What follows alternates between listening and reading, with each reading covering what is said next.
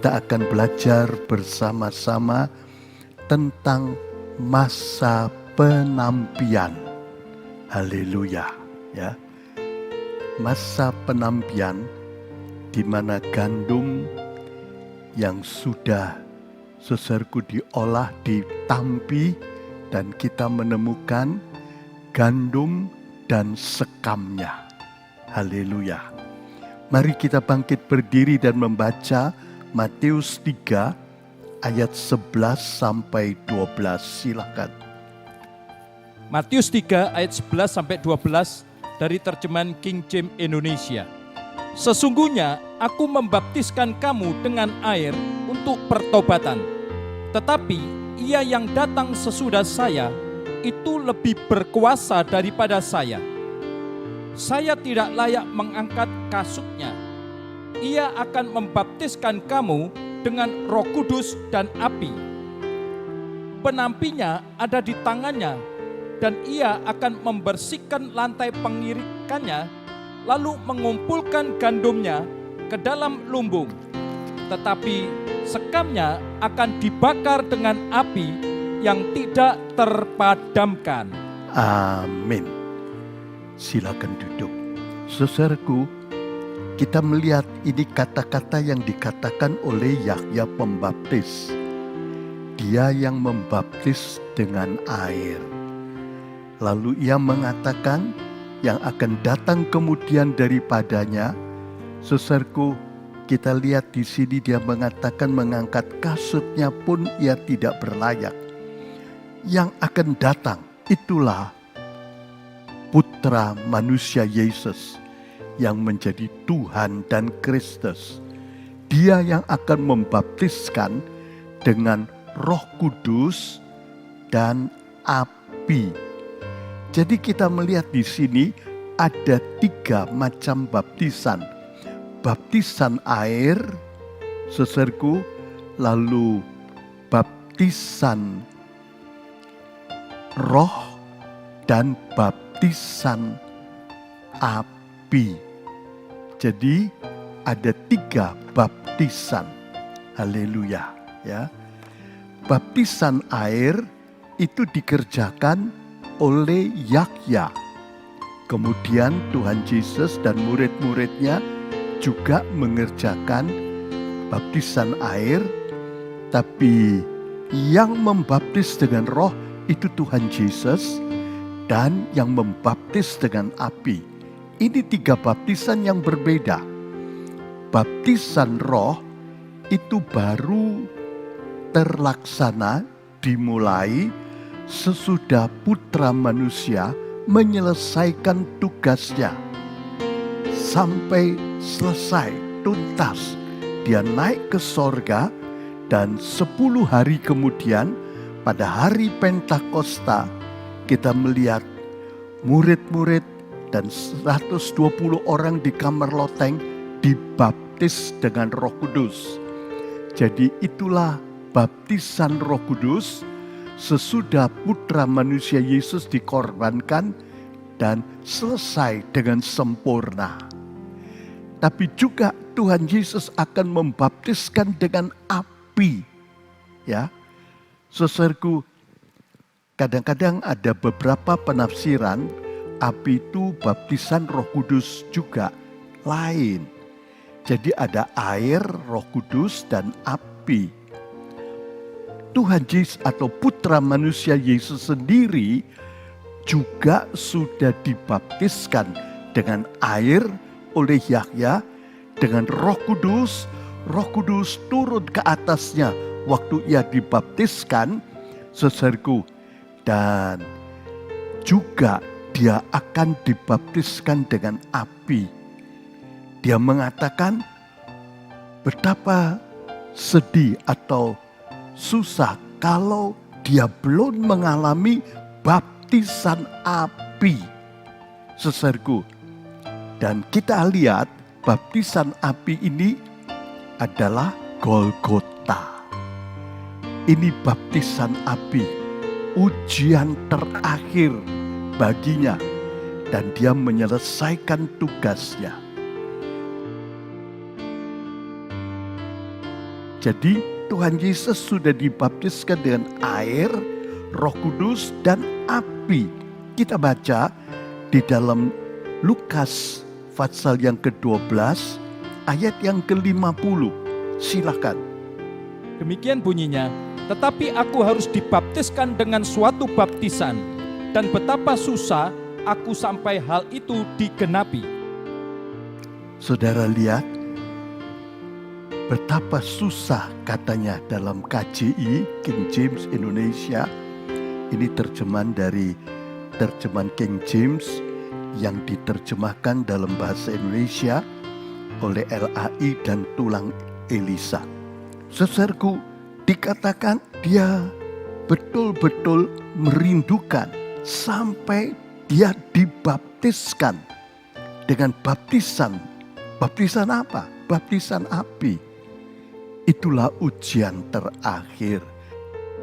Penampian ini erat hubungannya dalam konteksnya dengan baptisan api. Tadi kita sudah membaca di dalam Matius 3 ayat 11 dan 12 tentang baptisan Roh Kudus dan api, dan dia memegang nyirunya, saudaraku, untuk mengerjakan penampian. Saudaraku, jadi dalam konteksnya penampian ini seperti baptisan api, ujian akhir. Di situ terjadi pemisahan antara gandum dan sekam. Sekamnya dibakar habis dengan api yang tidak bisa padam, dan gandumnya masuk di dalam lumbung. Saudaraku, kita akan membaca dalam ayat tadi Lukas 12 ayat 51. Silakan. Adakah kamu menyangka bahwa aku datang untuk memberi damai di atas bumi? Ayat 49. Aku ini datang untuk mengirimkan api ke atas bumi. Dan apakah yang ku kehendaki jikalau api itu sudah menyala? Saudara lihat, dia akan mengirimkan api itu dalam bumi, dan bumi akan menyala. Ini baptisan api yang akan dikerjakan pada akhir rencana Allah, pada masa penamatan rencana Allah. Dan baptisan api ini, saudaraku, memisahkan antara gandum dan sekam. Dan gandum masuk di dalam gudang Allah, lumbung Allah, dan sekamnya dibakar habis.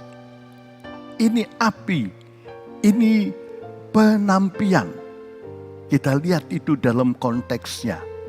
Jadi sesudah sampai akhir rencana Allah dalam minggu ke-70 Daniel, dan disinilah kita melihat api itu akan menyala dan memisahkan antara gandum dan sekam. Haleluya.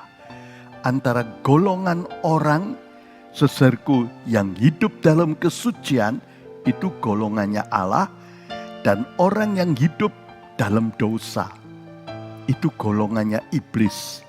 Dipisahkan, saudaraku. Kita lihat, jadi penampian ini berhubungan dengan baptisan api, pemisahan antara gandum dan sekam. Haleluya. Saudaraku, kita lihat penampian ini punya arti yang mirip dengan ujian. Saudaraku, dengan pencobaan, dengan pemurnian. Saudaraku, kita sudah mengerti tentang pencucian, pemurnian, saudaraku. Dan setiap kali kita dimurnikan dengan macam-macam api pencobaan. 1 Petrus 1 ayat 7, di situ dikatakan api yang menyucikan, memurnikan. Saudaraku, ini berulang-ulang dalam hidup kita. kita diolah, diuji, saudaraku, dengan api pencobaan, supaya kita makin dimurnikan, makin tumbuh, saudaraku. Tapi ini rutin, saudaraku, terjadi berulang-ulang. Penampian yang dimaksudkan di sini itu, saudaraku, hanya satu kali pada akhir rencana Allah, dan di situ dipisahkan antara gandum dan sekam. Jadi kita melihat penampian di akhir zaman hanya satu kali. Saudaraku, ini penentuan yang final, dan gandum masuk dalam lumbung Allah dan sekam masuk dalam api yang tidak dipadamkan. Ya, kalau ujian, pemurnian, api yang menyucikan seperti 1 Petrus 1 ayat 7 dan lain-lain, itu kita alami setiap kali, hampir setiap hari. Itu untuk mengolah dan memurnikan kita. Ini belum final, tapi finalnya penampian. Ini yang perlu kita perhatikan, sebab pada saat itu dipisahkan antara gandum dan sekam. Saudaraku, saudara lihat, ini satu hal yang akan terjadi pada masa penamatan rencana Allah. Ya, saudaraku, ini saat yang penting. Sebab kalau saat ini terjadi, maka terjadi pemisahan. Dan pemisahan itu tidak bisa lagi orang itu pindah dari yang satu kepada yang lain. Gandum serta sekam itu dipisahkan untuk selamanya. Saudaraku, kita akan melihat beberapa ayat lainnya yang menceritakan tentang pemisahan, tentang penampian ini. Ya. Jadi kita harus membedakan antara ujian, pengolahan, pemurnian yang terus-menerus, yang rutin setiap hari, saudaraku, untuk memurnikan dan menumbuhkan kita. Saudaraku, mungkin ada yang gagal, bisa diperbaiki. Mungkin ada yang hancur, ya bertobat lagi. Tetapi dalam penampian ini beda. Hanya satu kali.